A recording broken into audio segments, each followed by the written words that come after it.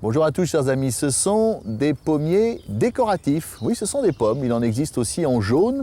Celles-ci sont un peu rouges, d'autres jaunes. C'est très joli, hein, mais elles ne sont pas comestibles. Puisque nous sommes dans la semaine de plantation, après les bulbes, après les vivaces et les arbustes, voici aujourd'hui comment nous plantons les arbres fruitiers. Suivez-nous. Marche à suivre avec Pierre Nesman. Bonjour Pierre. Bonjour Laurent. Première opération, ouais. Faire un trou, un bon trou, 10-15 cm de plus que la motte. Là on a vu que c'est du container, quand c'est des racines nues, de plus que les racines. On décompacte le fond, ensuite on va répandre une couche de matière organique. Ça peut être du terreau, du compost, comme ceci. Pas trop quand même. Pas trop, mais on va mettre quelques centimètres. Une ou deux poignées de cornes broyées, comme ceci. Très ça bien. peut être du sang desséché, ça c'est de la matière organique qui va permettre aux racines de démarrer. Voici la plante. Alors on l'enlève de son pot, comme ceci.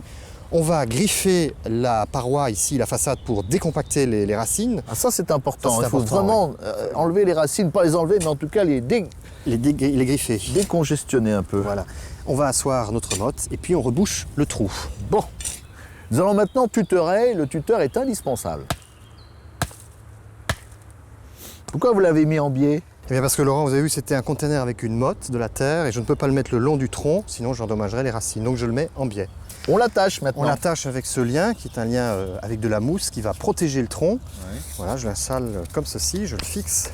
Il va rester attaché pendant 2-3 ans. Ah, quand même. On va faire attention de Ouais. faire en sorte que l'arbre ne se tasse pas trop. Je vois qu'il y a une cuvette d'arrosage. Alors la cuvette d'arrosage, elle est là pour concentrer l'eau au niveau des racines.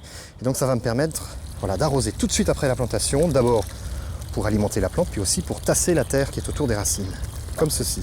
Et le petit truc de Pierre, regardez, ici.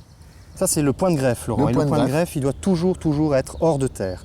Donc je m'arrange au moment de la plantation pour le faire sortir du sol. Merci Pierre, au revoir à tous. Au revoir.